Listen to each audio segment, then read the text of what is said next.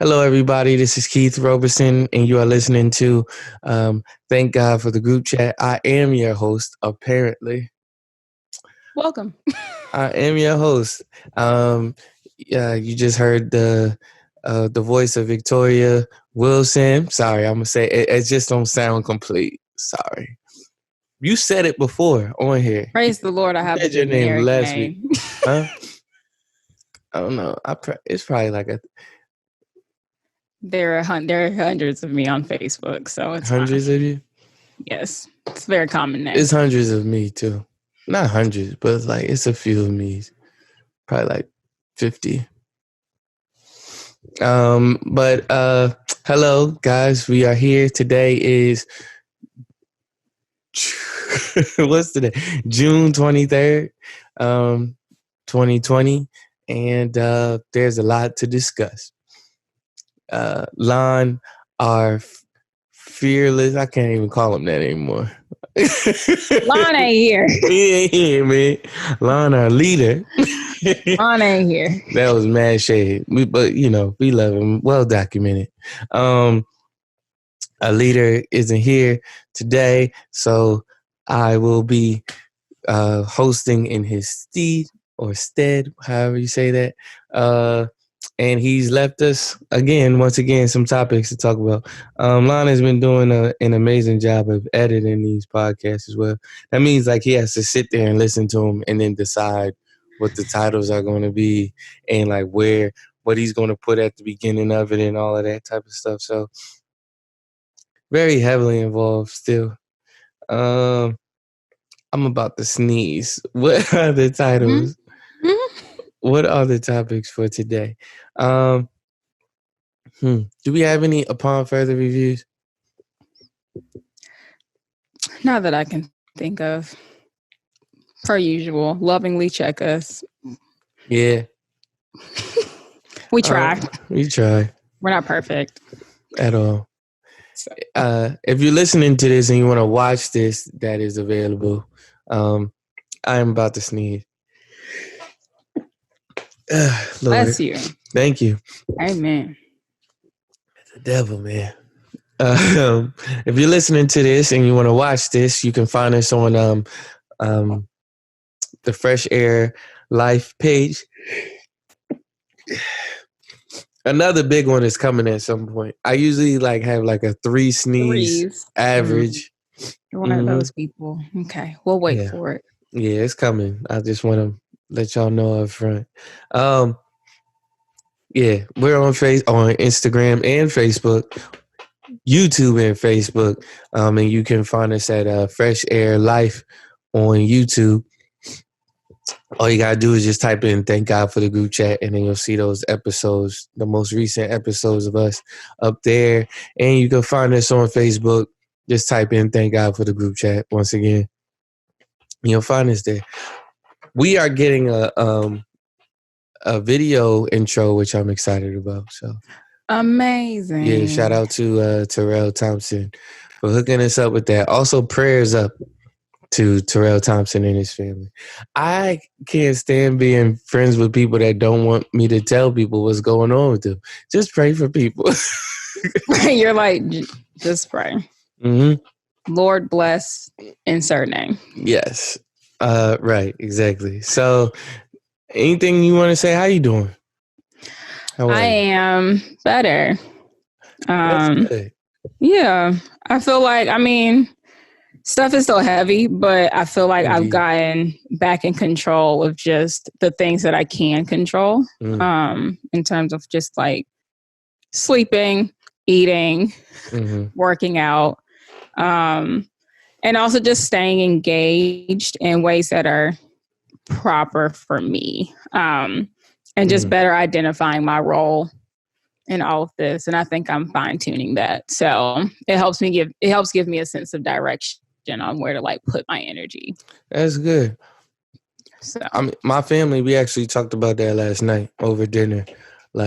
What is our role in this individually? What is our role in this is not for everybody to go out and protest and march. It's not for everyone to be on the mic. It's not for everyone to make posts. It's not for everyone to do everything. Yeah. But it's not for anyone to do nothing at all. Exactly.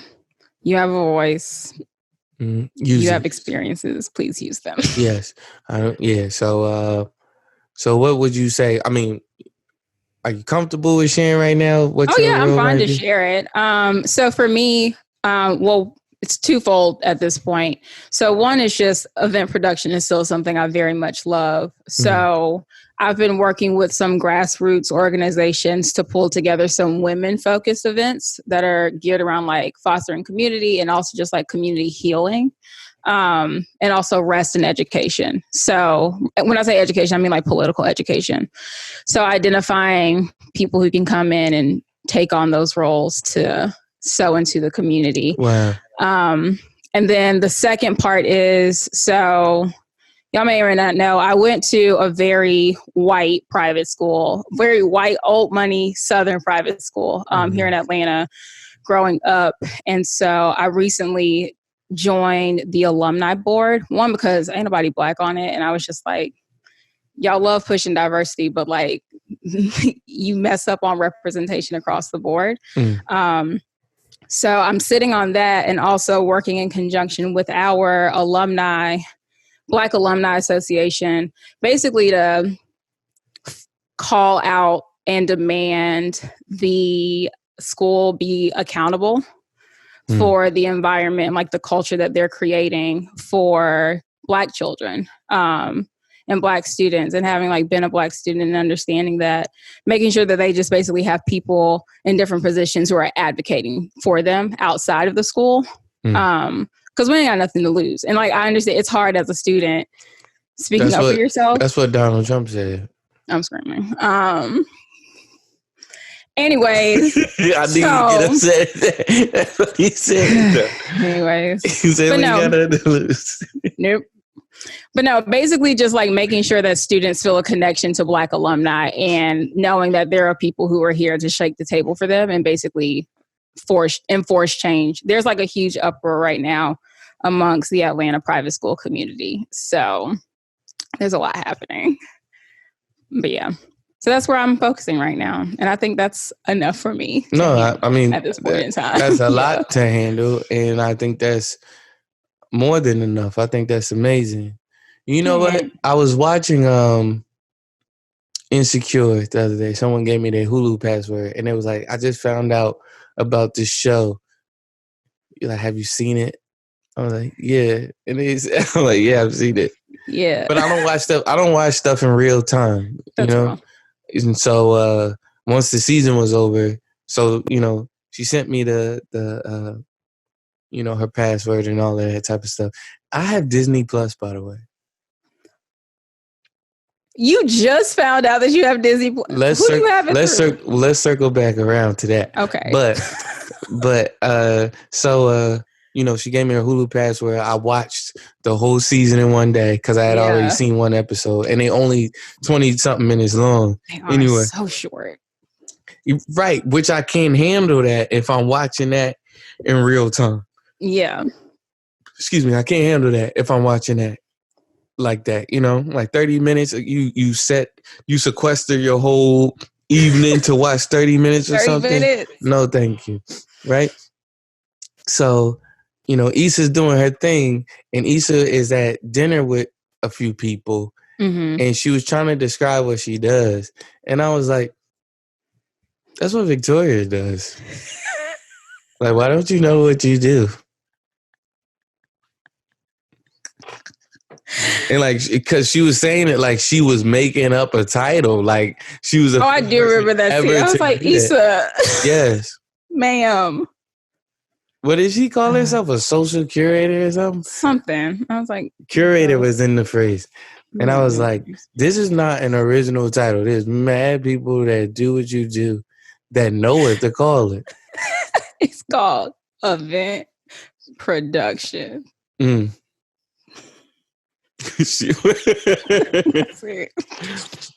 what she's doing. Yeah, she's like, I don't know what it is I'm doing. I guess I'm doing something. She's like, I'm curating special focused event. I'm like, event production. That's what you do. Yes. It's cool. Mm-hmm. It's cool.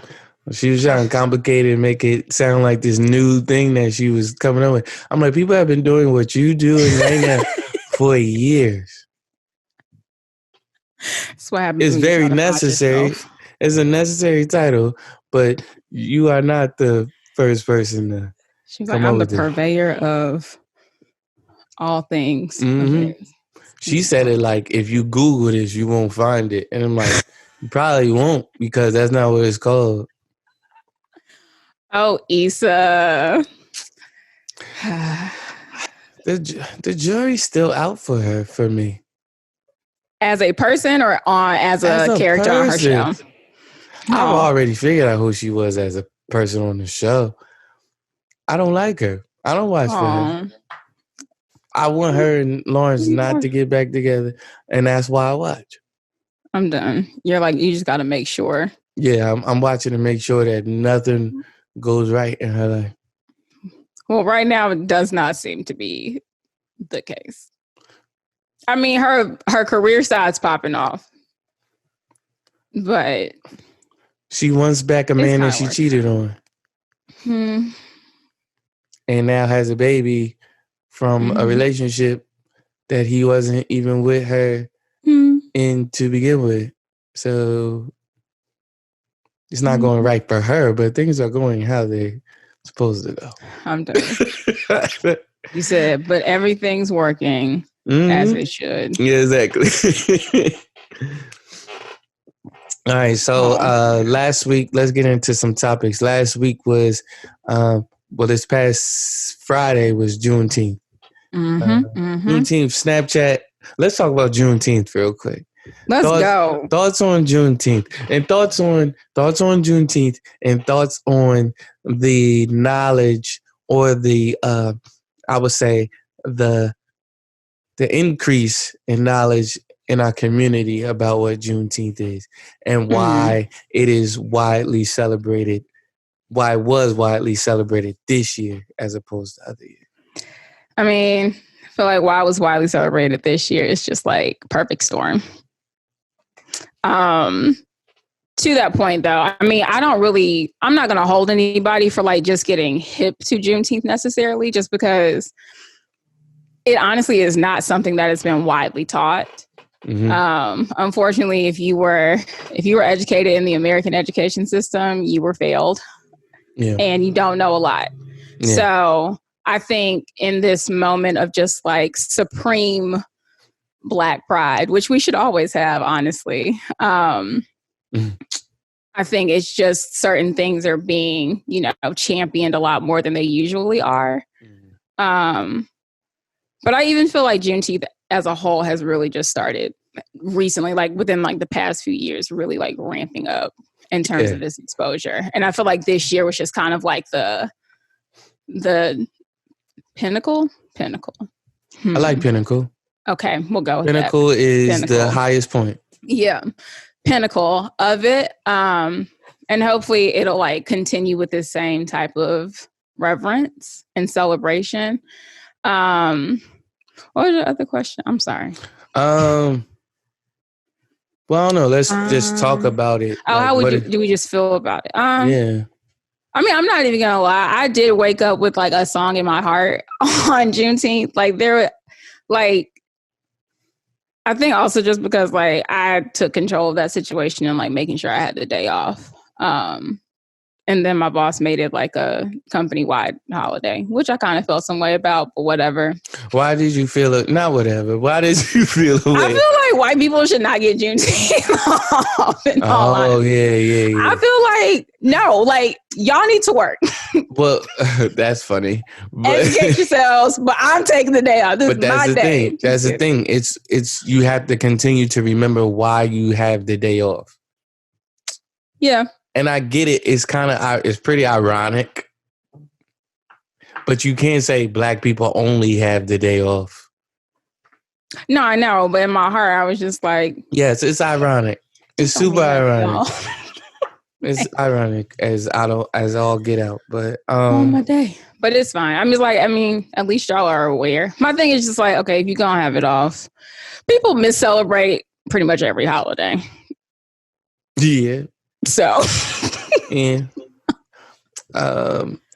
Yeah, I'm good. I just hope it doesn't get colonized. How could it be? It already you look has at been. Cinco de Mayo. Like on Cinco de Mayo levels. Like, please don't start running around. Somebody was just like, if you start seeing white people running around in kente cloth, dashikis on Victoria, it's going to happen. I know, but I can still express that I don't want it to happen. I also want you to just prepare yourself. I'm gonna be happy on Juneteenth regardless because I know what it's for. Man. So I've been holding my peace about that whole Juneteenth thing, man. Because I don't want to burst anybody's bubble. And I want people to be happy. And now is not the time for Keith to just vomit over everything that everybody's celebrating. So I'm like, fine. But I will say that. I was like, I'm not even going to like. I will say this, You're going to say something anyway.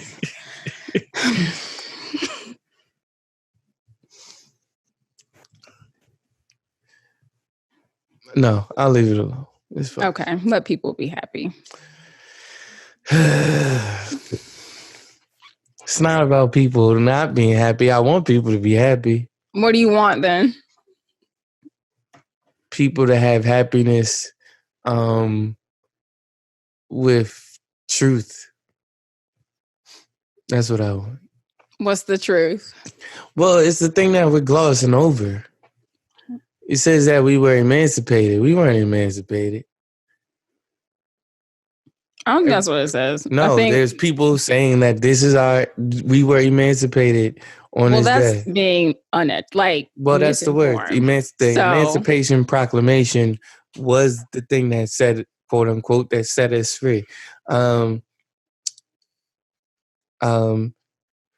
therefore, the whole reason why Juneteenth is a thing is to help, not help, is to honor our brothers and sisters that were still locked up in Texas or in chains in Texas for 2 more years, So so we're not counting the 2 years before because no, we were still enslaved.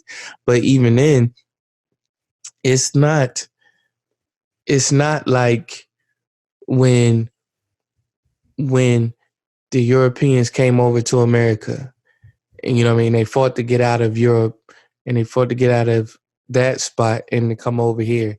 It's not like when they tried to take over Haiti and Haiti was like, we not having it, or we not having it anymore. It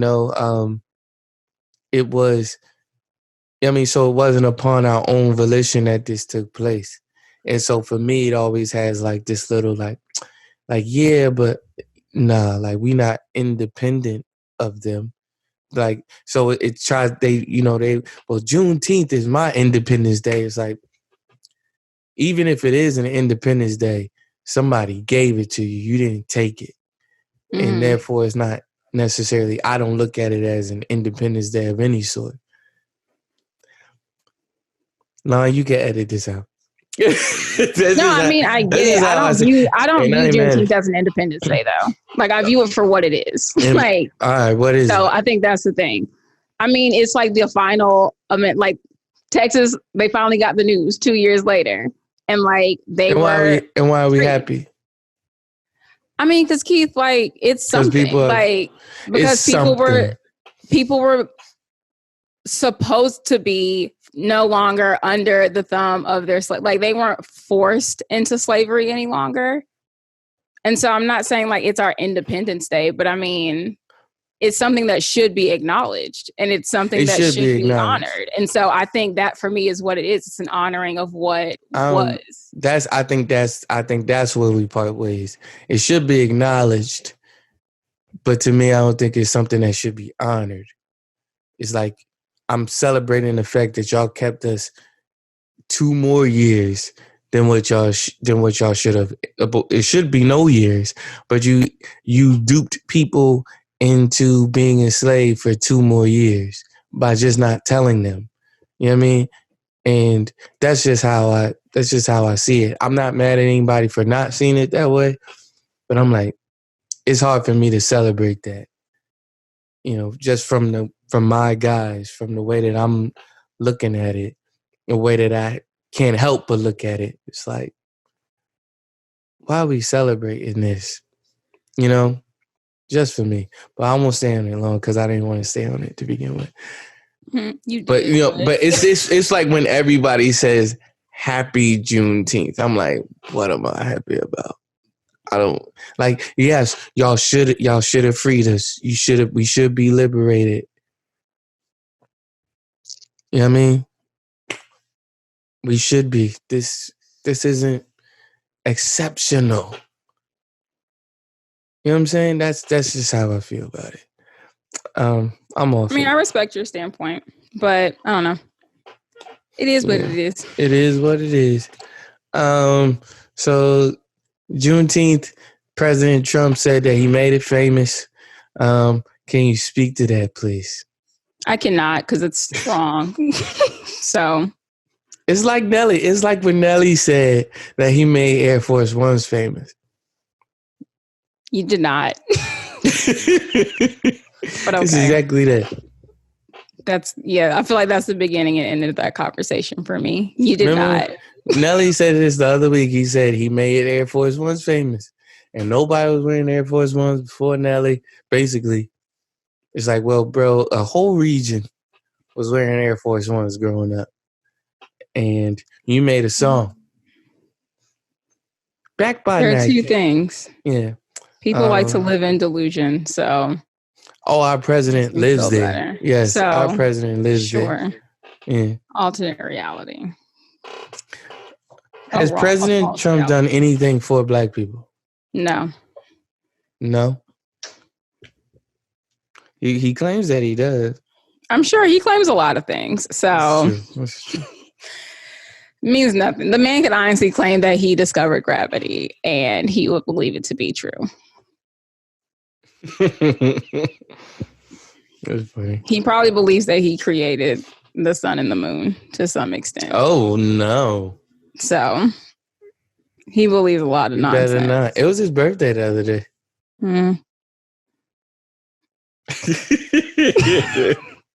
I guess. I posted on Facebook. I said, "Why y'all not wishing him happy birthday?" This is your president. This your president. You wish your president a happy birthday. Why y'all not wishing him happy birthday? Y'all wish the president a happy birthday then. So Snapchat had a filter up in commemoration of Juneteenth, and all you had to do, it was a snap. You know how Snapchat's filters are interactive to a degree, right? And they're activated by like your facial expressions and movements and stuff like that. And so for this particular filter, there were chains in the background, and all you had to do was smile, and then the chains would be broken. And people were highly offended by this. Did you see this? I don't use Snapchat, so no, I did not I don't use it at all. But that sounds idiotic. Yeah, people were in uproar about it. You know what? That's almost akin to when Pepsi did that commercial with Kendall Jenner, and all she had to do to end police brutality was give the cops a Pepsi, and it resolved everying. Remember? I feel like this is in that same. Like, that's all I wanted all this time. Yeah, he was like, "My bad, y'all. Sorry." if I knew that all I had to do to end 400 years of oppression was smile. Yeah, would have been done that. Yeah, Cats was highly upset, and Snapchat immediately apologized, and they were saying, "We did not green like this. We don't know how this made this to the cutting room floor." I'm like, cut it out, Snapchat. Okay, so that had to go through design. Yes. That had to go through testing. That had to go through deployment. No, there are multiple departments that had to go through. We don't know how this. We don't know. Like, y'all don't track progress. Okay, that's weird. I don't know how this man. I never said yes to it. They probably blamed it on K-pop stands.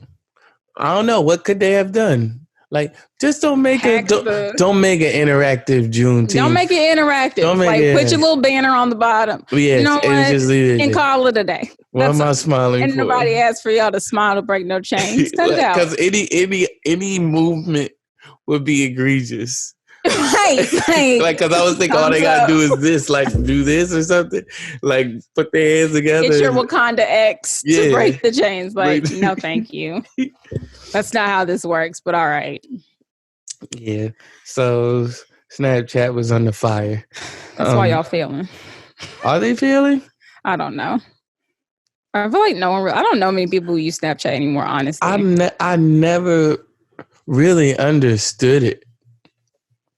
I was on it for a little while, and then I was like, I don't really like this because Snapchat was for nudes and stuff. Initially, yes. At first, and so but then businesses were like, money. Yeah. Look at Victoria. Look what she's mad at. Yeah, originally. Money. Now everybody's on Snapchat. Not mad about I'm not mad about that. It was originally for that. And then here come the businesses trying to change up status quo for their money. Trying to clean it up. Can't even post my stuff in peace. I'm screaming. Now everybody on here.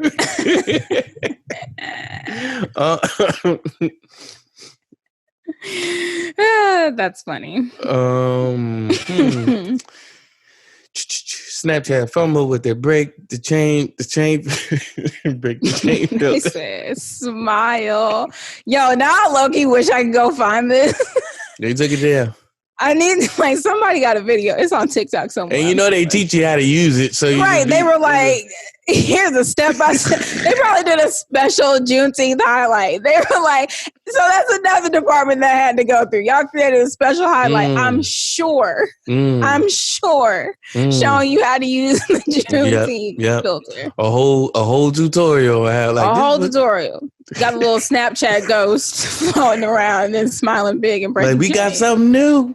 I hate it. We don't know how this made it out here.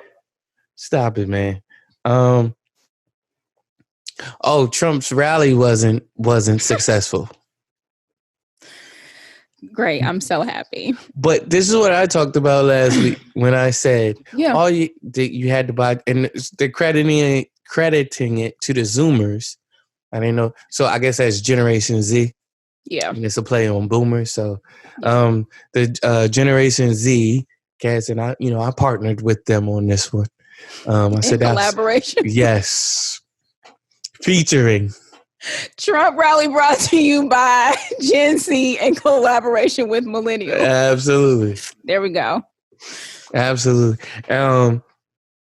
So the thing was that if you bought two, like any rally, I suppose, or free event or whatever, sometimes they'll give tickets away for free or what have you. Will give tickets away, and all you have to do is sign up for this or whatever, and then you get your free tickets. They're, like we said last week, if you know how tickets work, they are taking a head count, basically, especially with the coronavirus going on. They couldn't already service so many people, and so that number was already diminished. And then add that to the number of people that had said that they were going to go but aren't going to show up. You only have so many tickets that you can give away because of the virus and the seating that the venue holds anyway. So I'll say the Zoomers, because that's who they're crediting, said that, look, what if we because if it was buy, I wasn't buying nothing. Trump got enough money. I ain't giving him anything. They said it. Look, if we get these 2 tickets, because you can only get 2 tickets, an email. If we get these 2 tickets, everybody buys 2 tickets, we can stop this rally. What a peaceful protest. And this is the first time I'm looking at it like that. This is my second I would call this I've protested in many ways, but in regards to this would be like my second one. So what a peaceful way to protest is to buy these tickets. Keep saying buy. Get these tickets, and so that no one that was like actually a Trump supporter would be able to go, and they wouldn't be able to galvanize and rally and stir up riffraff. You know what I mean? And so that's what took place, and it got canceled because not enough people were going to show up. Well, did he cancel it for... Wait, I know the outdoor portion got canceled. He didn't speak inside? I don't know. I thought he did at least speak inside. Did he? I know that... He spoke inside to say, it's canceled.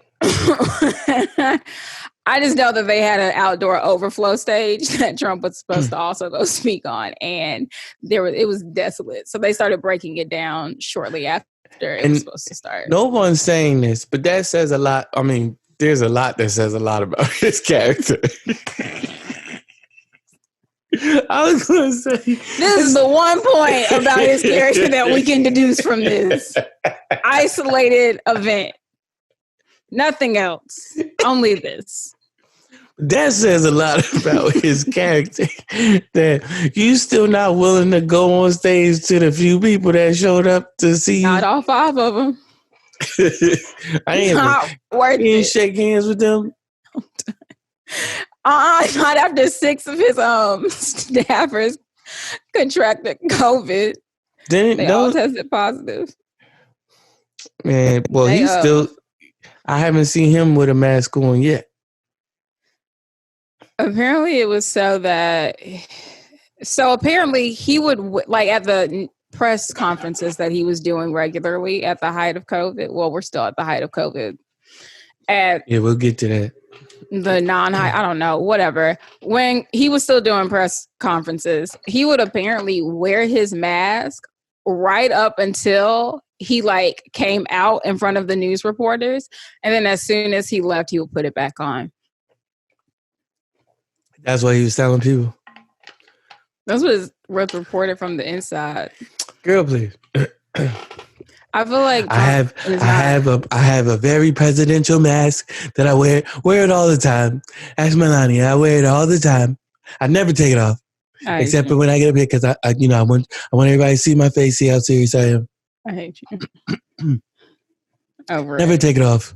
I have the greatest mask in America. I have the greatest mask of all time. I'm really annoyed by how accurate this impersonation is. Not enjoying this. No, I'm sorry. Okay. It was rubbing you the roller. You said no. You want me to stop? I'm okay. Roger Goodell says Colin Kaepernick deserves a job now. Is it too late? Y'all shut up. I'm so tired. It's almost like people just want to look stupid and like prove that they're trash. It's like, what? What? I can't honestly only laugh at this point because it's just like, it's wild seeing Black people and our struggles become trendy. And now y'all are like, oh, this is what y'all were talking about. Like I literally said exactly what you're saying. The message has not changed at all. But it's just crazy. All these people are now stepping forward and like having a voice and taking a stand. And I'm like, what? So yeah, okay. Yes, it's too late. I mean, it's not. It's honestly up to Cap. But I'm just like, it's just not believable for me at this point. We forget they gave him a tryout. And they gave the one in Atlanta? Yes. Okay. And he acted a plum fool. I vaguely remember. Like, I remember this happening, but like I didn't like stay. I'll break it down. This is what happened. Who's calling me? I don't know this number. They'll have to call back. Get off his line. Get off his line. I don't know who it is. It's probably a job. I got 2 new jobs. With 5 jobs. I'll call them back. Here's what happened. They said, okay, man, we'll give you a tryout. He was like, all right, cool, bet the tryout. mad at the team. Like 27 out of the 31 NFL. I don't know how many NFL teams there are. I think there's 32. But like the majority of the teams were coming out to watch him perform or watch him play or throw the football. The day was coming up. They got there. I think like the day before it, it was very, very short notice. He switches the venue. And now that number diminishes to like, I would say like a third of the cats that were going to be there, because he was already saying, I don't want this, I don't want that, this person can't come, I want this and that going on, I want my own camera crew, this, that, and the third. It's like, you want your own camera crew? We filming this stuff so that we could watch it. What are you talking about? You want to make sure they got the right angles. I guess, I mean, and I get you don't want it to be manipulated and like, look, see, he was throwing incomplete passes the whole game, the whole time. I get that, but if you don't trust them with the cameras, how can you trust them with the rest of your career? Why are you trying to play? And so I can see that, but and then so that went to kaput. The two wide receivers that were out there, they got jobs. At least one of them got a job. When I say job, I hate saying job for a game that pays millions of dollars. One of them got on a team. And what? You said that's not a job. It's not. That's hilarious. You get to play a kids game for your life. I'm screaming. It's not a job like how we call it. High risk. A job. I would never let my kids play football. It's not high risk anymore. Okay. No. Okay. It's not. You can barely touch anybody now in football. Okay. I'm trying to tell you. I mean, your kid's going to sneak out and play football anyway. Well, I hope the Lord keeps them. He will. So anyway, the XFL hit him up to play. The XFL hit him up to play football. And he was like, I'm only going to play for a certain amount of money. And it was like this, I don't want to say insurmountable because, well, yeah, for them it was insurmountable. Mm-hmm. It was like, we don't have that much money for the whole league. You just said all you wanted to do was play football. We don't have that much money. He wanted like $100 million to play or something like that. Oh my God. It was like, God. we don't have $100 million for you to play, Colin. We don't have $100 million. Like, forget for you to play. Because I'll be saying that. Guys be like, can I get $1? I'll be like, I don't have $1 for you. I'm like, I got $1. I just ain't got it for you. So, but anyway, so it's like, it became very apparent to me that Colin Kaepernick wanted to be known as a martyr for Black Lives Matter. And I was okay with that as long as he was honest about that. He had already made millions of dollars in the settlement. Yeah. And then, like, so, but that's a whole other thing. Am I mad at Roger Goodell? No. I think more than Roger Goodell, because he was apologizing. They were saying Roger Goodell needs to apologize. I was telling my family last night, it's not just Roger Goodell that needs to apologize to Colin Kaepernick. It is the NFL as a whole, the NFL players that weren't kneeling, the ones that were saying that he was doing too much, the ones that were saying that they need to feed their families, the ones that were saying that he's distracting them from the game and distracting others from the game and from the beauty of the game. They all need to apologize. Yeah, now, I know Odell and all the highfalutin NFL players got on a Zoom call and spoke to whomever, or I think Drew Brees or something or somebody about it, and they was like, "Yo, this is crazy. It's an outrage." This man gave his career up for this, and it was the same cats that was on that Zoom call was still in the NFL 3 years ago when that man was kneeling. And ain't bow no knee to bail. Yep. She goes back to the whole thing of like, I don't want to say bail because bail is bad, but it's, it's, like you didn't bow your knee for a good cause. Right. Because you were scared. Is it too late? I'm not I mean, in my opinion, apologies aren't too late. You can apologize, but I think he needs to. I think everybody needs to apologize. But do I think it's too late for Colin Kaepernick's career? Yes, like let it go. He's already let y'all know he don't really want to play football. He just hasn't said it. And I keep saying, I'm like, this man don't want to play football. Yeah. Because if it was about playing football, he would have played in the XFL. If it was about playing football, he would have just complied with, and I don't even want to say that right now because, that sounds soft shoey right now, but he would have went to the tryouts and wouldn't have done all of that crazy stuff, and he just would have thrown the football. You know what I mean? He just would have politicked if it was just now about playing football, because he had already said that. I just want to play football. I won't even kneel anymore. I just want to play football. As soon as he said that, I said, oh, I'm done with it. That man said he wouldn't even do what he was doing anymore. I said, okay, all right, you got spanked. And now I was like, all right, well, cool. I learned my lesson. I'll put my and now it's popular now for you to be militant again. And now you just up in arms about everything again. I remember all of those turns and twists and turns in your story, Colin. Not me. I remember. Yeah. That's real. Well, I hope he figures it out. I hope they figure it out. I don't know. Just like, but I like your point about like they need to all apologize. Like, I don't like this whole thing of like sending a spokesperson. It's just like, no, you were all individuals and you all behaved individually. Yes. Because apologize as such. Exactly. Because if it was multiple individuals that were saying that they weren't going to play, if it were these same upper echelon athletes that were on that particular Zoom call that were kneeling, this would be a different conversation. We'd be having a completely different conversation right now. We might not even be talking about this right now. Yeah. Facts. Dr. Fauci says football may not happen this year.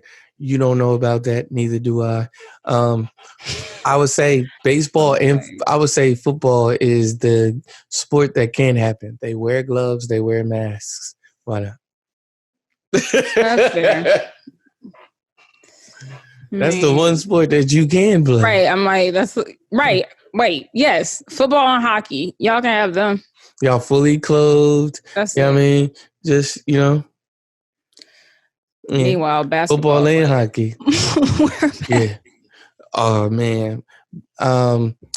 Kyrie Irving said that they shouldn't play basketball. Okay. And Stephen A. Smith said, you have a job to do.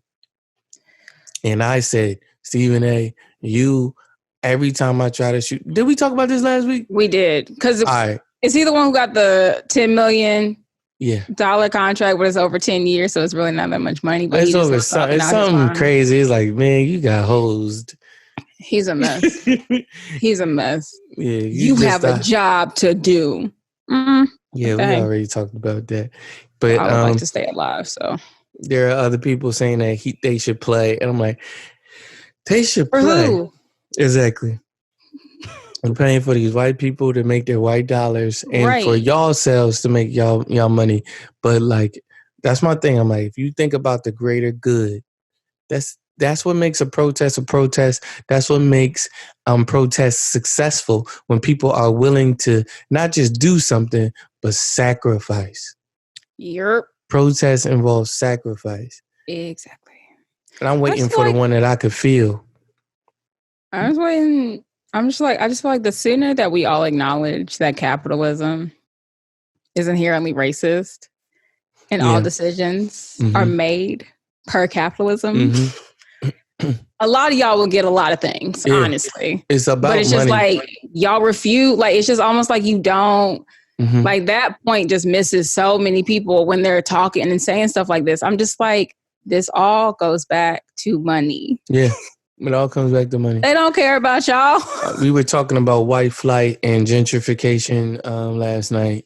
And I was telling, apparently I was surprised. My dad is super knowledgeable, but he had never heard of white flight. And, so I was explaining that. And And my sister was like, "Oh, they're cousins. White flight and gentrification are cousins." I'm like, "Yeah, yeah." It's kind of it's like they have similarities. Yes, like it's rooted in the same. It's the rooted root in is the like, same. Therefore, I get why you're saying that they cousins. Yes, I told her. I said one is passive and the other is very aggressive. One is saying I'm leaving, which is the passive one, and one is saying we're coming and you're going. Exactly. One has more money than the other too. It's almost like they're yin and yang. Like it's like two. No, I feel like that's the incorrect phrasing. I was about to say two sides of the same coin, but I don't know. They're rooted in kind of similar. I get where she was trying to go, but to your point, yeah, I'm like, not really. Yeah. But so in talking about that, I was trying to get to the point of when Black people come to white neighborhoods and affluent neighborhoods, the value of the neighborhood depreciates. Mm-hmm. It is about money. It is about capitalism. Like always, when there's no Black people there, the value of a neighborhood goes up. Absolutely. The more Black people that move to a place, the less valued it is. I guess you got to be someone like Kanye West or somebody for it to stay where it is. Facts. And acceptable. Like, oh yeah, Kanye lives down the street, right? Yeah, like y'all love that, but let like a regular. I say this lightly because I feel like everyone has significance, not just in fame, but let just like a normal, just well-off person move in. There's like, we don't know you. You have not been approved by white America. They'll try to run you out. They'll question you every chance they get. Probably call the cops on you a few good times because they think that you're breaking into your own home. Yeah. So sad, man. It really is. Ridiculous. Forget sad. Ridiculous. They're thinking about and I literally mean thinking. They're thinking about reopening Sandra Bland's case. Okay. I'm glad it's a thought. I don't get excited about anything anymore, honestly. I'm like, is someone getting the chair or not? Right. That's really what it is. I'm like, we hanging them out to dry. Like, that literally is just the same as like thoughts and prayers. Like, it does nothing. I know who we put, like, who we. What? Who? Yeah. No, Victoria. I couldn't think of the other phrase. That's why I stopped. And then you said what? So I just let it go. So here we are. Next time. I tried to hold it off. I was like, don't say that. Next time. And then you said what? And so you're like, let me just say the first thing. I was just like, then say it.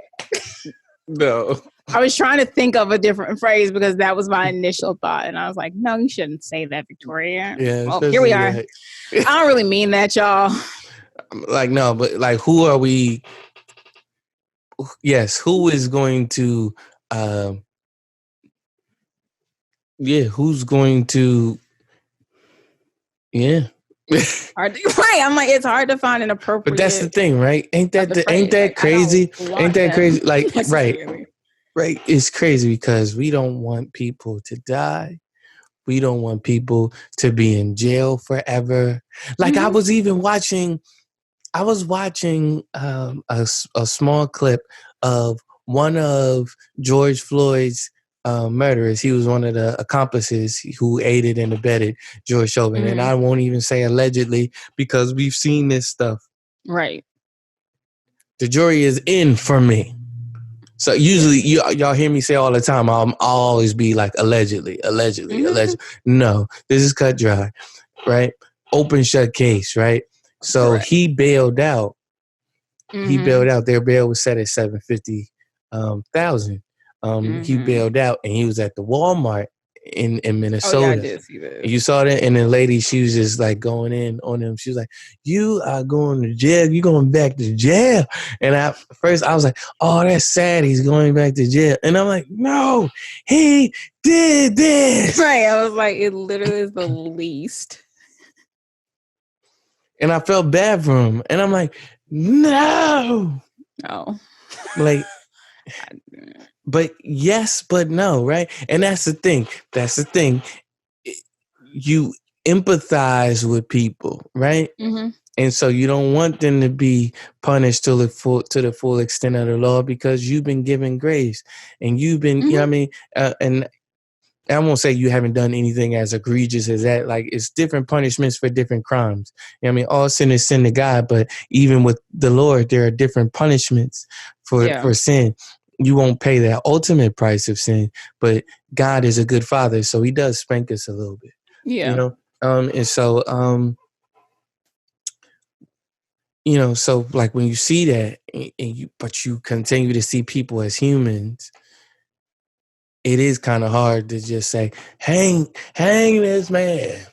Yeah. You know, like, get the hangman. Like, just, it is hard to say, execute this man. But like, lethal injection, you know what I mean? Because it is sad. It is sad. And you wish that they hadn't done it. But a part of that is like, yo, we have to make sure that this does not happen. Exactly. And so you have to be punished for this. And so it's honestly a lose-lose situation. It is lose-lose. So, and I think that's why, I think I said this a few episodes ago. I was like, for me personally, like, when someone's life is taken in the way that so many lives have been taken that are being highlighted in this movement, like, for me, like, there is really no justice that man can give. Mm-hmm. Like, that is a life unnecessarily gone. That is a member of a community stripped away. That is, like,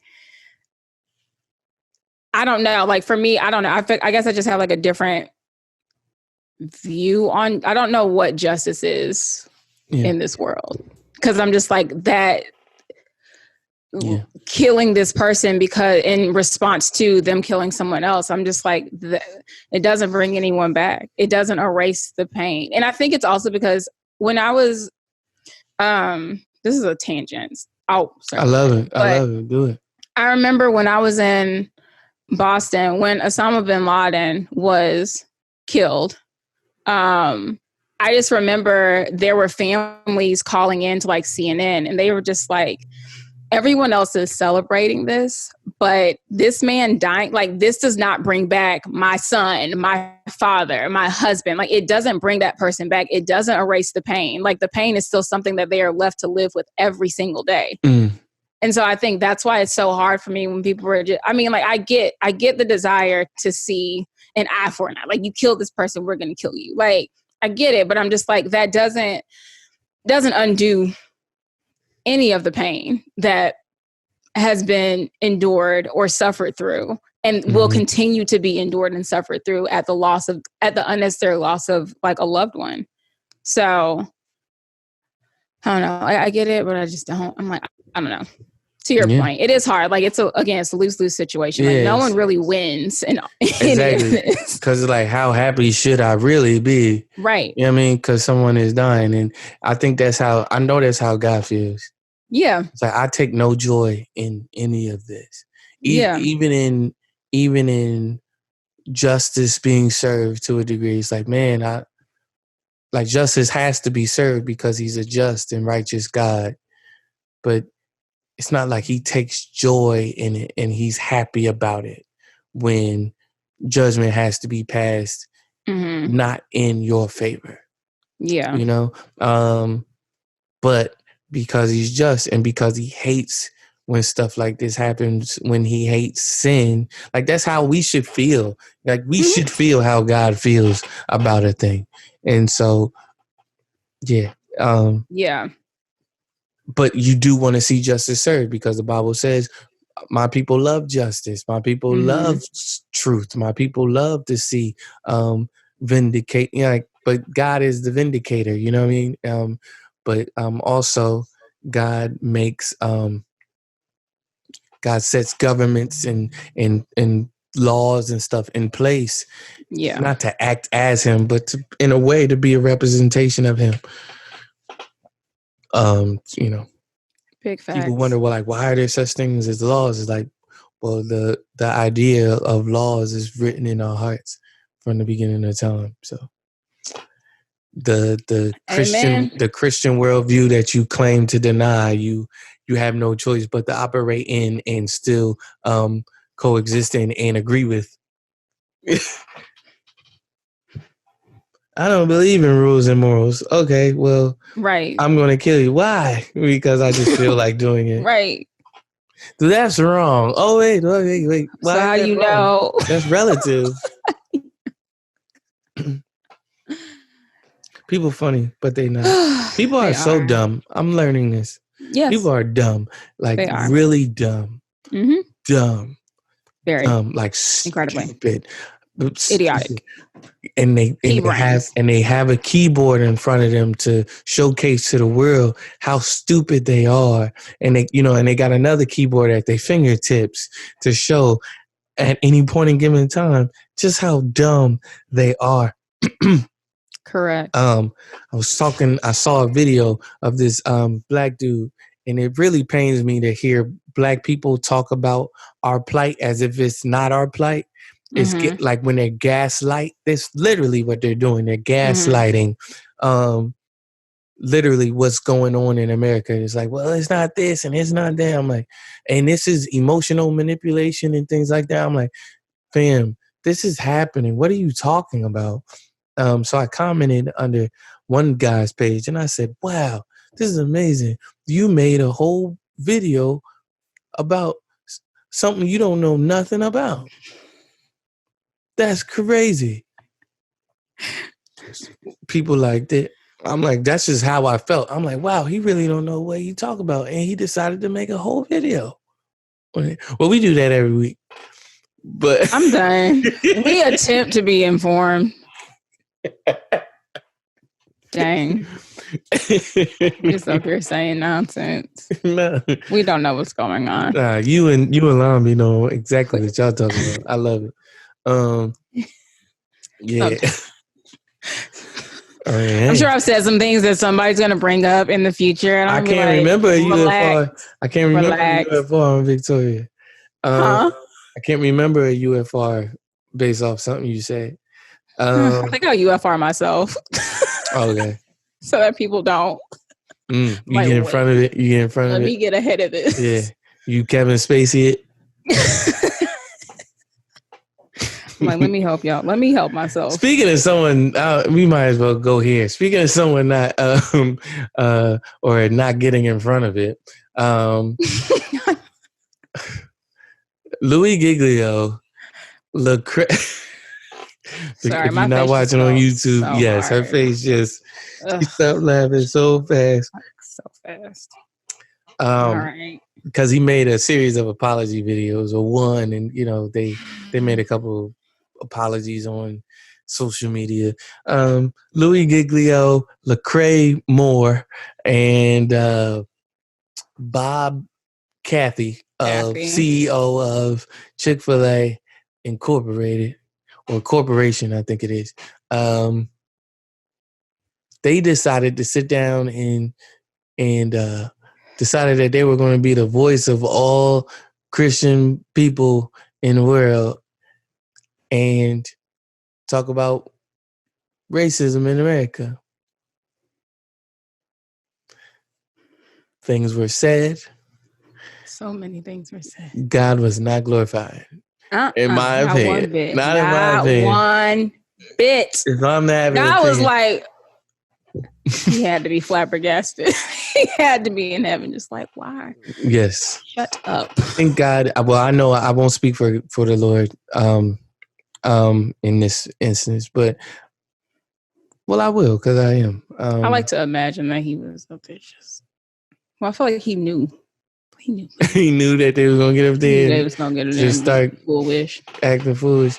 So what happened was Louis Giglio held sort of a forum, with it was very irresponsible. This was a very irresponsible panel of guests.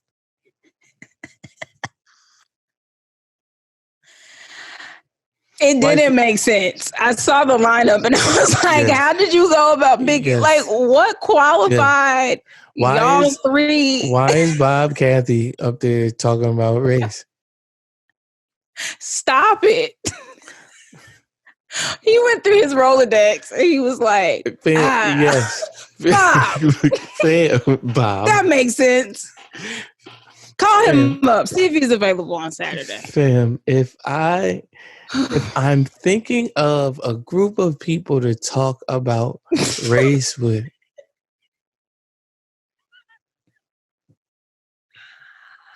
this is the most unusual of suspects. No one's talked about that. Like, the three of them did not deserve this platform. It was so I don't care how mega of a church you have. That's the thing, right? Sometimes people that are in high positions and like they are very visible, they think that they just deserve to be everywhere. No, sometimes you just need to set the stage and get out the way. If you have a mega church, get out the way. White people, I love you. Ally white people, I love you. I love you. I love you. If you are an ally, now is not the time to speak for us. Now is the time to help set the stage for us so that we can speak.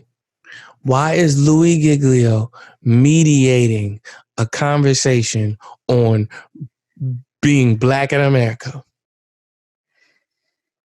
I don't know what it was called, but it was this conversation of race. And I'm like, y'all try to involve yourselves in everything. And I get it because you're the majority. So you have to have a say. But in order to have a say of substance, you had to have had once listened to something and understood. Right. And so Louis Giglio gets up there, mega church pastor of Passion City Church in Greater Atlanta, I believe it is. Yeah, they have multiple, two or three campuses. I don't know. Anyway, mega church. Yeah. And so he begins to speak. A great thing to note was Bernice King was supposed to be there. Another thing that no one's mentioning. Interesting. These things would not have been said for sure. These things would have not flown if they were said if Bernice King was there. So, what did he say, Keith? All right, my bad. I found a quote from him. Okay, go ahead. Is it the quote? Oh, is that what you're about? Yeah, about the blessing. Yeah. What did he say about the blessing? Okay. He said, "We understand the curse that was slavery. White people do. And we say that was bad, but we miss the blessing of slavery, that it actually built up the framework for the world that white people live in and lived in. A lot of people call this white privilege. And when you say those two words, it's just like a fuse goes off for a lot of white people. What, white privilege? Because they don't want, white privilege. When you say white privilege, it's just like a fuse that goes off for a lot of white people because they don't want somebody telling them to check their privilege. This is even more egregious than I thought. I mean, oh, wow. Let's break it down. First sentence was what? First sentence was... that's somebody else's quote. Okay. We understand the curse that was slavery. White people do. No, you do not. Okay. Talk about it. No, you do not. Talk about it. White people love to pretend. Go into any history class. You will hear teachers educating students that white people saved, I say that in the biggest air quotes, saved Black people. They were bringing them to America for a better life. It was only for economic reasons. We weren't trying to hurt anyone. We just needed people to work the fields. That's all it was. It was just for money purposes. We were giving them more opportunity. We were giving them homes and clothes and food. They were treated wonderfully. So no, when you have students being taught stuff like this, white people do not understand slavery. I've never heard that. I kid you not. When I was growing up, there was a girl who lived across the street from me, and her mom had to pull her out of her school because she went to what many would call a quote unquote diverse school. And that's how they were taught about slavery. They were taught that enslaved people were merely workers. That they were just over here with jobs, just like any other person that you would see nowadays. So, like I said earlier in this podcast, if you were taught in the American education system, and that's understandable. What is understandable with that information is that white people can see that or feel like it's not that bad and feel like they gave us opportunity. Yeah, I didn't know that they were being taught that. And I just thank God for where I grew up, man. I really do. Because not only did my school teach us, or my school district teach us about slavery, we had a Black History Month, which I heard most schools did not. We all month, you know what I mean? And all month we learn about Black history. All month you seeing great Black faces on billboards, you know what I mean, on the boards at school and stuff like that. All month you're hearing about, and I mean, of course it should be more, but all month, I mean, they had curriculum and it still is New Jersey, but I had to do reports on this person and on that person, you know what I mean? I posted this on Facebook the other day. I said, is our fourth grade teacher still alive? And I tagged a few people. I said, is our fourth grade teacher still alive? Because she was a white woman that taught us the real about what was going on with Christopher Columbus. You know what I mean? She said, I have to teach you this. She said, I have to teach you this, but know this. Right? And she said he was, you know, people died because of him. And, you know what I mean? They were taking advantage, and, you know, we're in fourth grade. So she was saying he was taking advantage of women and things like that. And, you know, they were chopping off people's arms and stuff like that. And, you know what I mean? So they duped them into thinking that they were being helpful. They were just learning their ways and learning from them, so then that they could kill them off and steal their land. Yeah. And she's like, okay, I had to teach all this. She was like, so we clear on older white woman. She had orthopedic shoes and everything. I couldn't stand Miss Toph back in the day. She also told us about the thing that everybody was going crazy about this week was Beethoven was Black. I'm like, oh wow, this is new to y'all. I learned that. Oh wow, again in fourth grade. She taught us that. She said, and it's widely assumed that he might have been Black. Yeah. And, you know, she gave instances and clues as to him being of Moorish descent. And I'm like, oh, wow. So I walked around the rest of my life just thinking, I didn't always know I was like, either Mozart or Beethoven is Black. I don't know which one. But then everybody brought it like, Beethoven was Black. I'm like, yeah, duh. You're like, welcome.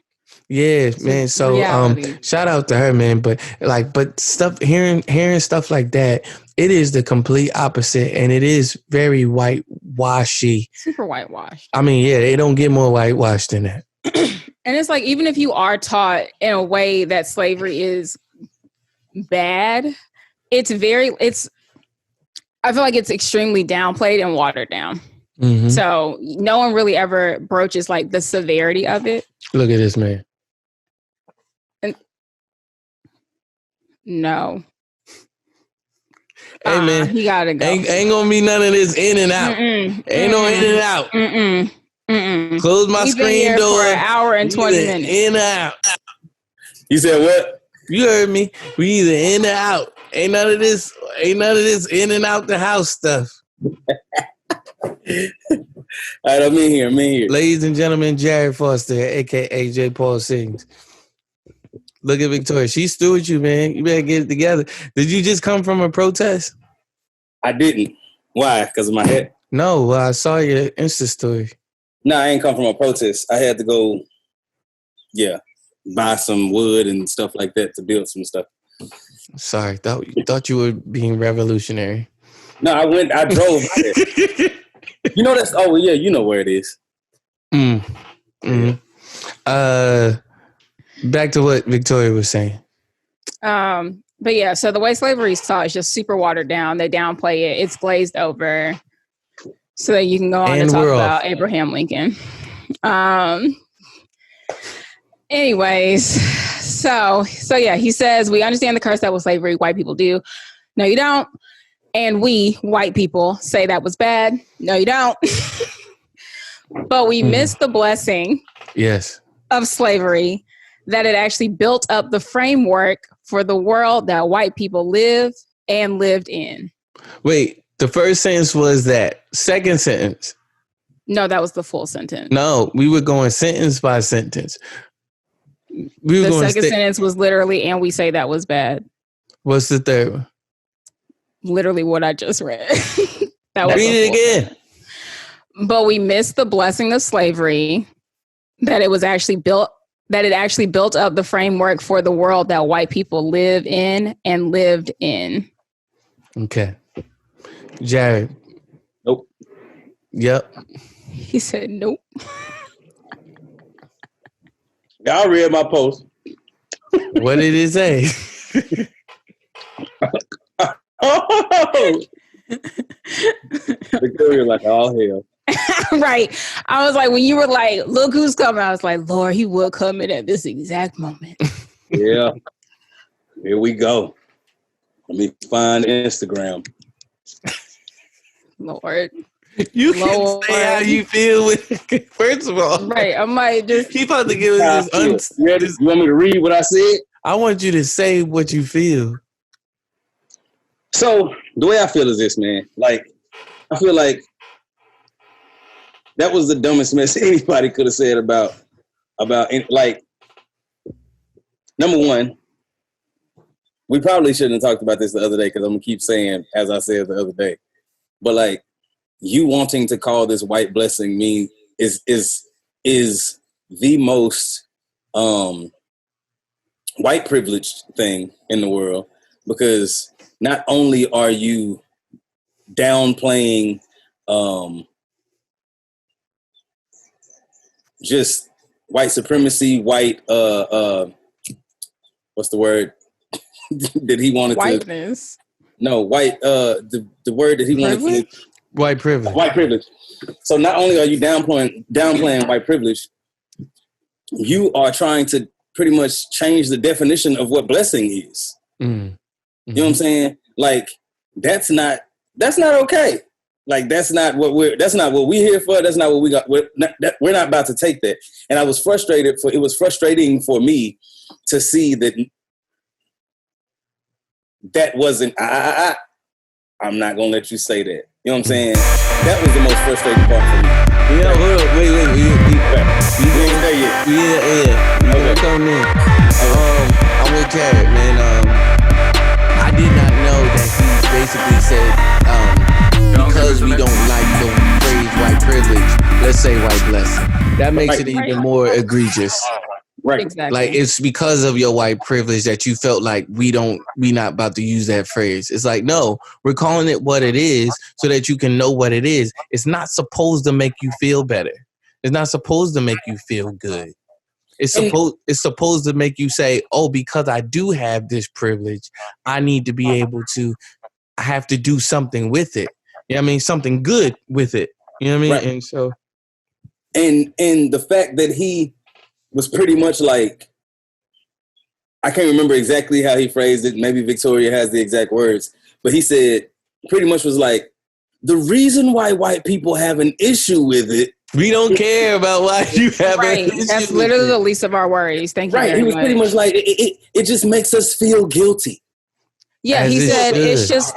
He said a lot of people call this white privilege, and when you say those two words, it's just like a fuse goes off for a lot of white people because they don't want somebody telling them to check their privilege. It's like no one cares what y'all want.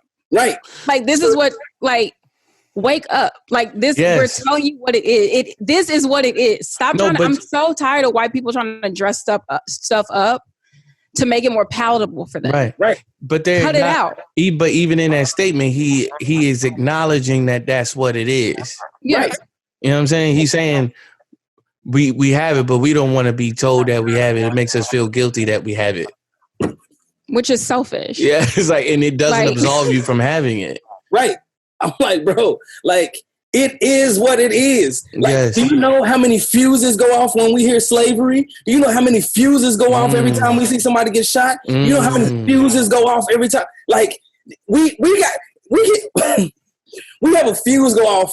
We have probably the average black person probably has 10 fuses that go off every day.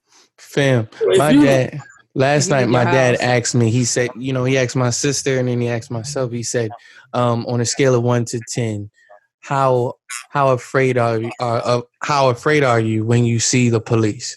Or like when you get stopped by the police? Like where are you at? And I'm like, man, that's a question. You know what I mean? I wound up telling them that I'm at a 4. You know what I mean? I'm like, I'm not afraid of the police because this is what we've been going through my whole life. You know what I mean? So I kind of know what to do, so to speak. I know what to say, so to speak, because as I always tell Jared, they're going to do what they want to do. At the end of the day, there's more of them and there's one of me. They could kill my body, but they can't take my soul. You know what I mean? So that's why I'm at a 4. The fear comes in with like, well, and is justice going to be served for me? Right. That's the fear for me. It's like, kill me. You're going to kill me, but will y'all be able to just walk off like nothing ever happened once y'all kill me? That's why I fight. That's what I'm afraid of. That's why I protest. Right.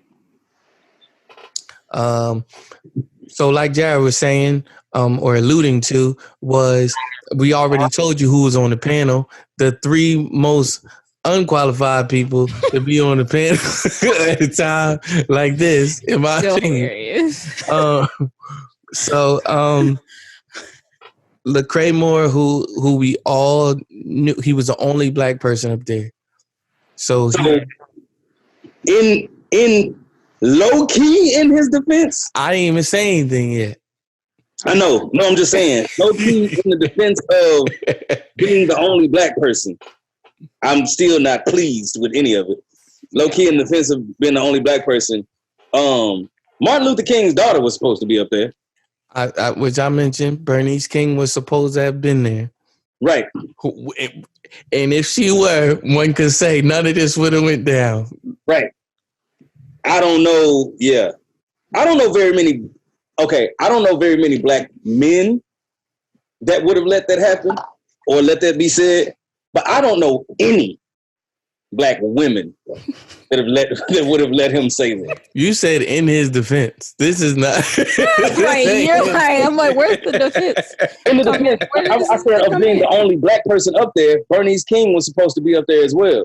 So it kind of wasn't his fault that he was the only one up there.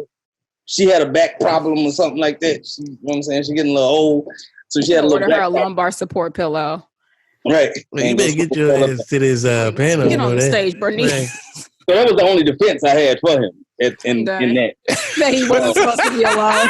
So because he was alone and a black woman was not present, that's why I went. I can get behind that. That's the only defense. But I said, when I saw that happen, I was like, I could see a couple black dudes being like, man, I don't know what to say. But I literally don't know any black woman that would have sat there and been like, yeah, I'm fine with this. Nodding his head. Shout out to black women. But my thing is, so Lecrae, let's talk about it. So Victoria read what Louis Giglio said in Lecrae's presence and in the presence of, I never want you to forget this, Bob Cathy of Chick-fil-A. Why was he there? For nothing. What? Maybe he guaranteed them free Chick-fil-A for a year. Well, he said this in the presence of Lecrae, and Lecrae, I'm waiting for Lecrae to say, you know what I mean, just because Lecrae is very loquacious. Lecrae is very loquacious, and he has a great head on his shoulders, and he has a lot to offer and say, and has experienced a lot, and has been in multiple spaces. I'm waiting for him to lovingly correct him. Yeah. Mm-hmm. Instead, it gets coddled and quailed by the vehement nodding of the head. Yeah. And that is what set Black America off. Yep. Like, fam, right. Christian or not, we knew what was being said. And he like it or not, bro, this dude had two things to represent. He had to represent Black America and Black Christian America. Mm-hmm. So one of the things that was said was, I believe he said, I don't speak for all of Black America or Black people. I don't speak for all Black people. He said that in the beginning. When you have two white men who are speaking for white people, mm-hmm. in that moment, or at the moment, at the moment that you got this phone call, text message, email to come and speak, knowing what we were speaking about, you knew that you were speaking for all of Black people. Period. 100%. He knew that. He said that in the beginning. I'm not speaking for all Black people, but then further down in the video, he made a statement that let you know that he knew that even though he wasn't trying to, he knew that he was. Right. And so I was happy to know that he knew that. Right. I'm like, I get it. You trying to say, like, look, this is just me. I don't speak for everybody. I know some of my views are going to differ from Black people as a whole. I know that. But also he knows the culture that he comes from. Right. He knows that he still is. No matter what he says, he knows that he still is. And so it still happened. Yeah. It was. So, yeah. But yeah, it was frustrating that it happened. Number one, because this is somebody that I've known for years, who's a brother, and whatever. But yeah, the fact that it did happen was like I literally was in my car driving, and my mouth dropped, and I'm like, here we go. I'm watching it, yeah, waiting on something to happen, and nothing happened. And it was kind of a letdown because I'm like, dang it. Like, again, even the child reaching for something that he's not supposed to reach for, and you slap that hand, don't you do that. I can't let you do that, would have been great. I can't let you say that would have done everything. Mm-hmm. Yep. But not saying anything said a whole lot as well. It did. Exactly. And the apology. I'm sorry. I don't know if we're going there or not. No, go ahead. Okay. So the apology of I was not okay, he said, was like, okay. I mean, okay, cool. You know what I'm saying? And if you're not okay with it, and if he knows that he's messed up. So here's my thing. If both of y'all know you messed up in the moment, why don't we have a round two of this? Mm. Why don't we sit back down? Number one, go have a conversation with somebody. You know what I'm saying? And let's go sit back down in front of everybody. With Bernice, please, Lord.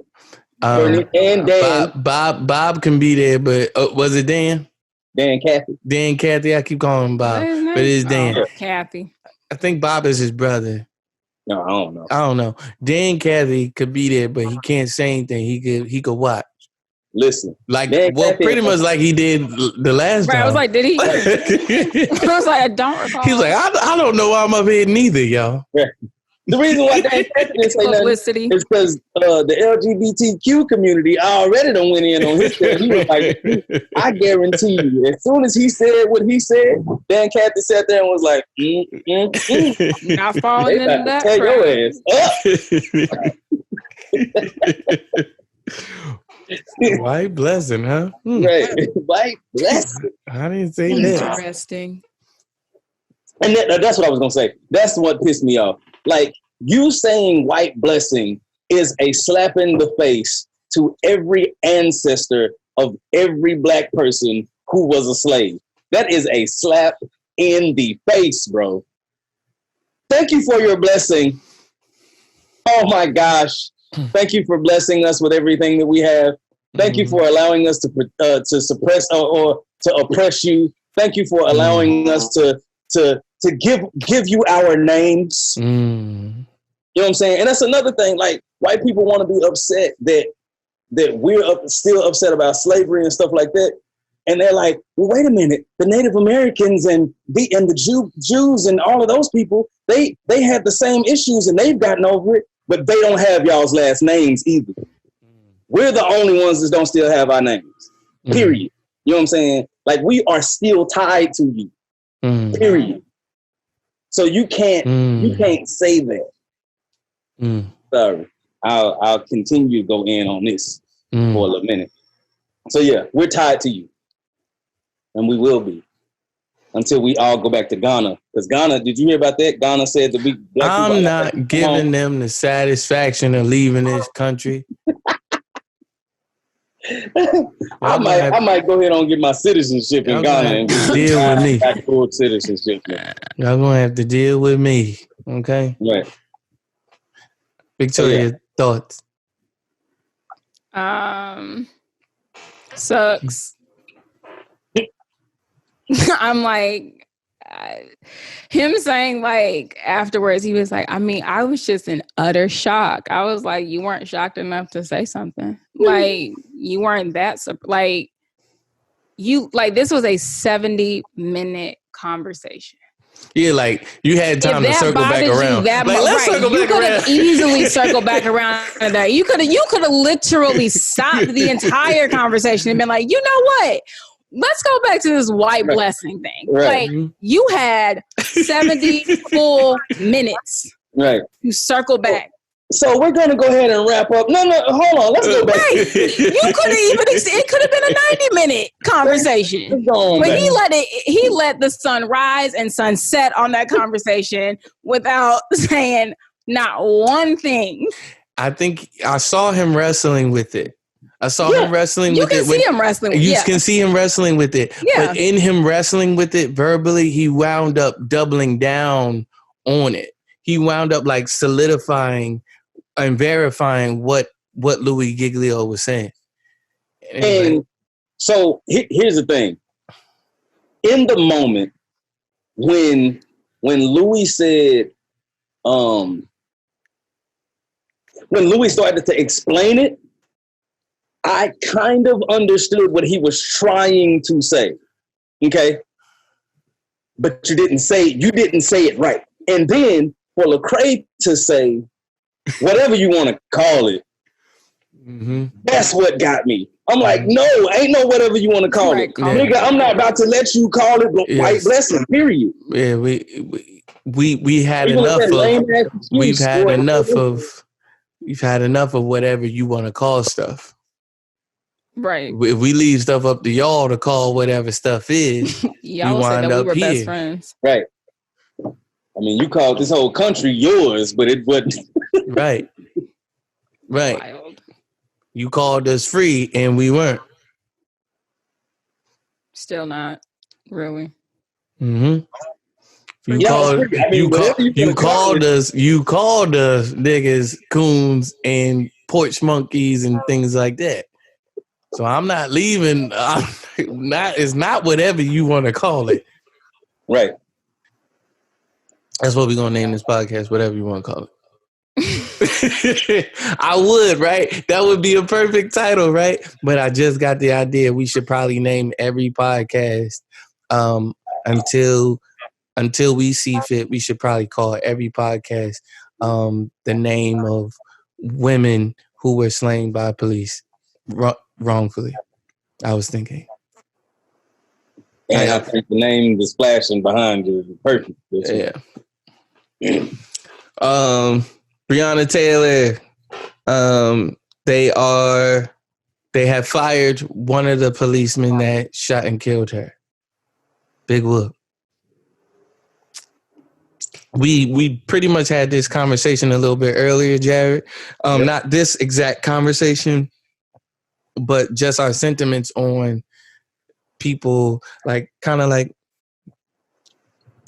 pacifying us, all right, cool, he got fired. Well, I guess, you know what I mean, the force did whatever they had to do, right? Now it's up for whomever else, whatever powers that be, I'm not sure, to do whatever it is that they have to do.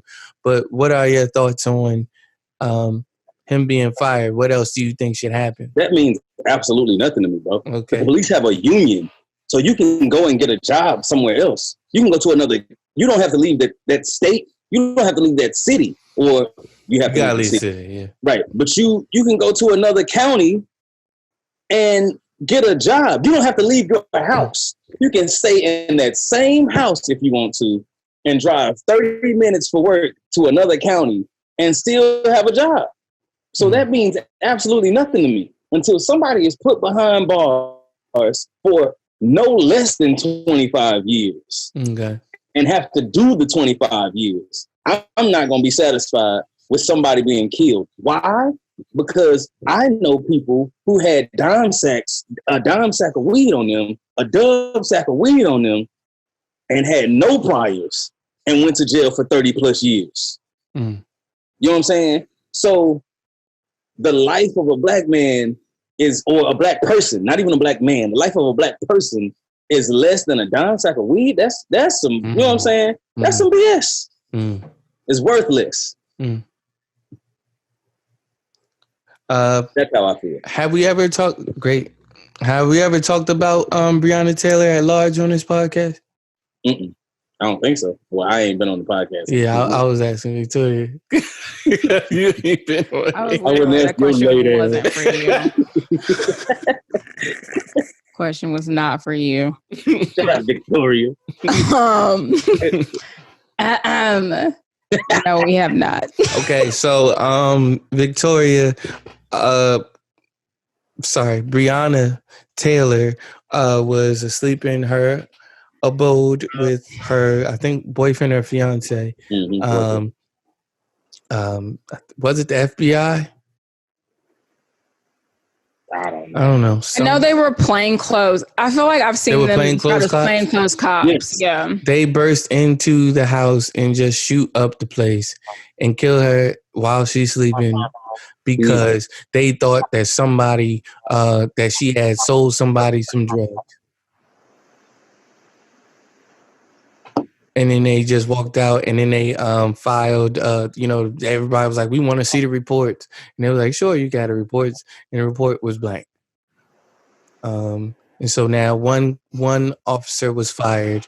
There's, I think, I keep seeing pictures of 3. And I don't want to know their names. I don't be like looking to know their names. I'm like, whoever they are. Yeah, people were like, y'all not publicizing their names enough. I'm like, I don't really need to publicize it. Like, we know, like, we're all very clear. Nothing's going to, and we know that there's no street justice that's going to happen to these dudes. Right. I've been waiting for George Zimmerman to get killed in the street. And I'm sorry. He's over here selling stuff sorry, on eBay. Lord. I'm sorry, God, but I've been waiting.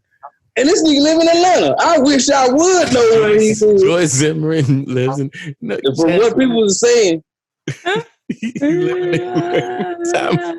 wish they would put his address on the internet somewhere for anybody to know his address. Put it on the internet. Here's my tag me in it. If you hate black people, why would you move? Why would you move to Atlanta? My God, moved to Montana, Wyoming. So, okay. So this is the claim. The claim is, and this is the other thing that pisses me off and scares me at the same time. The claim is that Breonna heard a bang at the door. Her boyfriend lets off one shot. Yeah. A warning shot. One warning shot. And they aired the place out. So here's the fear. Oh, that's what happened. Yes. The fear is for any black person who just so happened to has a gun and wants to protect their house. Why? Because you don't have to have a license to have a gun in your home and protect your home. You don't have to have a license to have a gun in your car. So even if black, Yes, you do. In your car, you do. Where? What do you mean where? Well, in New Jersey, maybe, but in Atlanta, or anywhere else, where they at? In Louisville, Kentucky, it's the same situation. In a lot of these places, you don't have to have a license to have a gun in your car or your house because your car is an extension of your house. So, but bump that, they wasn't in the car. They wasn't in the car. They was in the house. You know what I'm saying? So you don't have to have a license to have a gun in your house. So the fact that this man let off a warning shot because he didn't know, you know what I'm saying? He don't know what's going on. You let off one warning shot and they air your house out. And on top of that, they were at the wrong house anyways.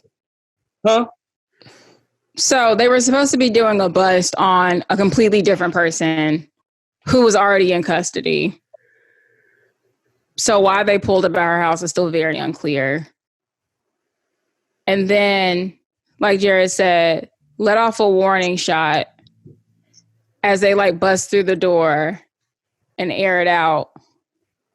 And then even crazier than that, Breonna's now dead. She's been killed. Her boyfriend gets arrested for shooting. And these cops are still employed.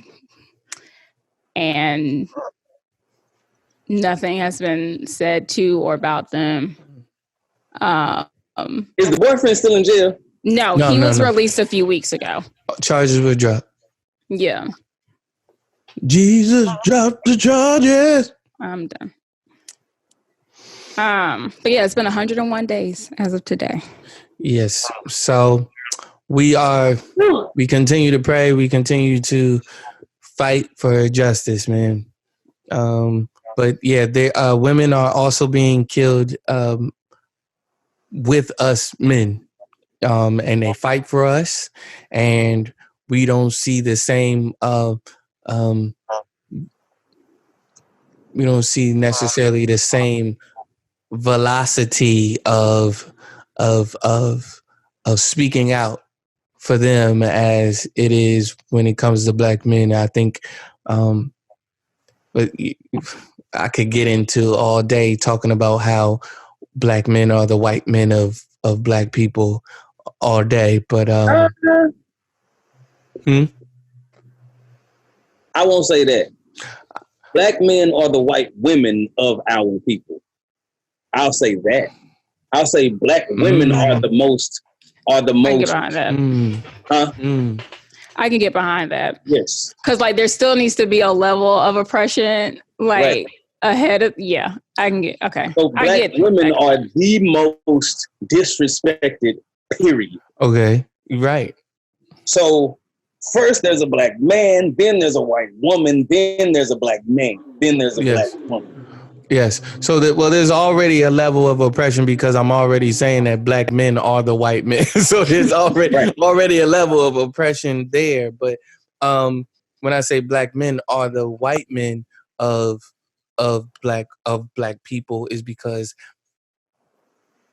black men in many ways, and of course it's not every black man because it ain't you and me and it ain't other people that we know. But black men oppress other people within their culture. Yeah. Which is why it's widely said. I'm not the only one that says this. that black men are the white men of black culture or in black people. But I said all that to say this. But I feel you, Jed. I'm with you. I'm with you, and I'm with you 1,000% because that's the main point. Black women are the most underappreciated. They're the most undervalued, and they, you know, what I mean, they But with all of that, they're the most successful. Man. And they own the most businesses. And yep. You know what I mean, and they do this, they do that, you know what I mean? They cook, they clean, they graduate with their masters and their PhDs and own businesses and take care of children and all of that type of stuff, and then still find a way to support black people as a whole and to support other people. And so, you know, I just would like to see the same vigor of protesting for them as well as for us. And do all of that with 1 to 4 children and check homework and go to football and basketball games and you know what I'm saying? Like and have a social media presence. Man. And keep up on all these shows and stuff and still find joy in life. I literally used to wonder, how does my mom, being a single mom, how does my mom go to work, then go to school from 7 o'clock to 10 o'clock, bring me home, come pick me up from my grandmother's house, bring me home to check my homework, right, and make sure that I got something to eat at my grandmother's house that I like, because my grandma only cooked peas and greens, and then wake up the next morning to do that shit all over again. Yeah.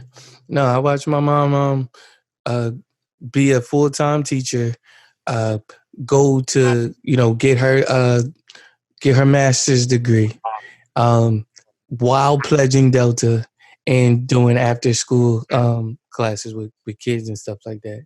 Women are like beyond, and their threshold for pain, and that's the thing, right? Black women. This is. I know. I was just okay.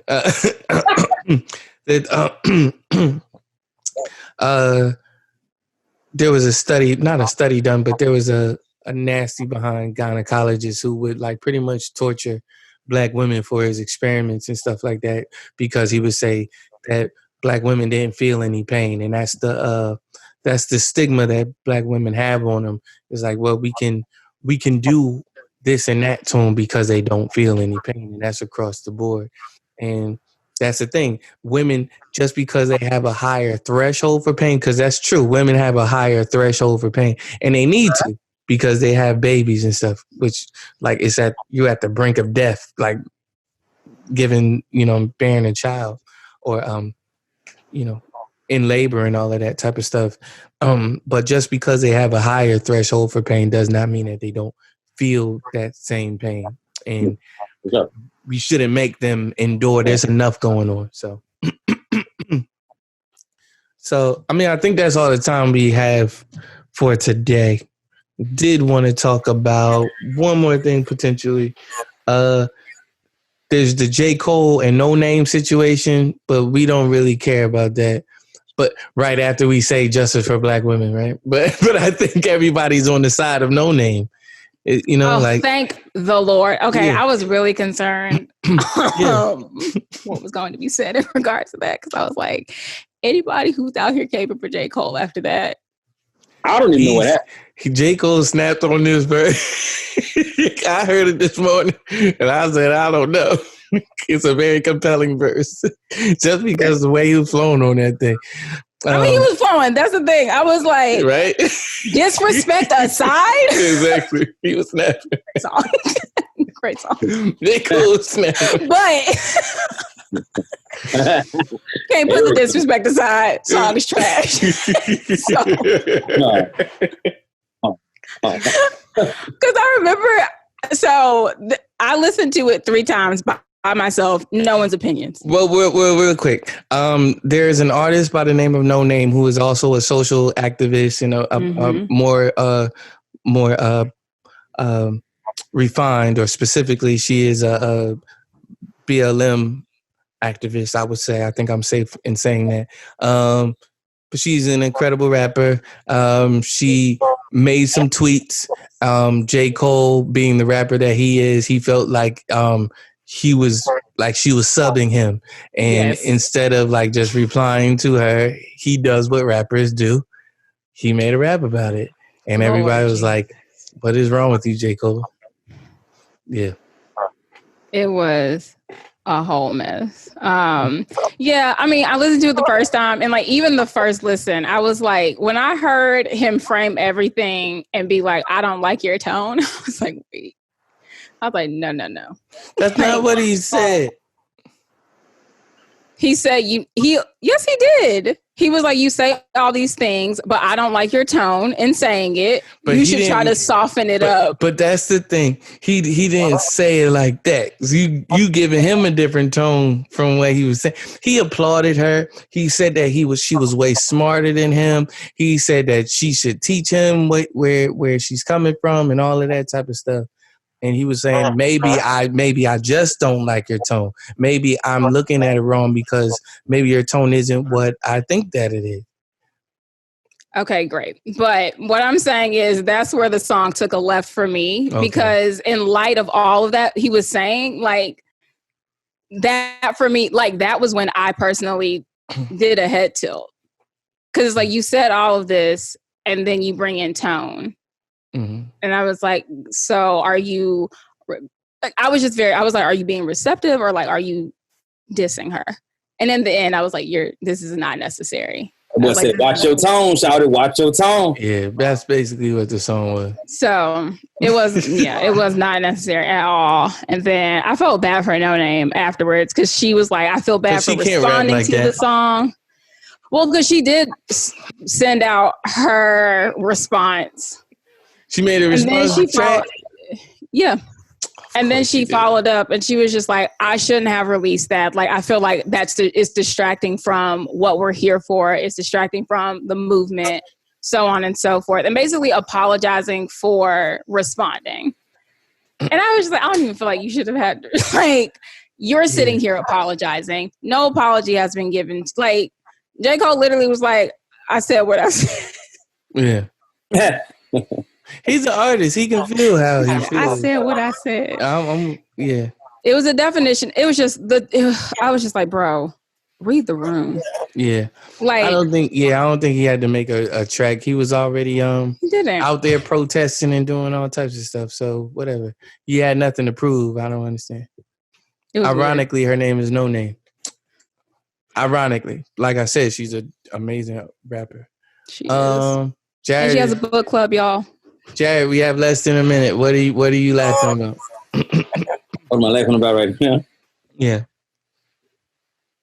The disrespect thing. That's all I was laughing at. Him. Hey, don't listen, shout. Don't talk to me like this. Basically.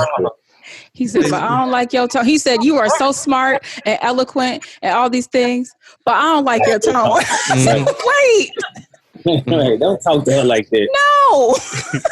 No. Colbert. Well, guys, thank y'all for tuning in today. Thank God for the group chat.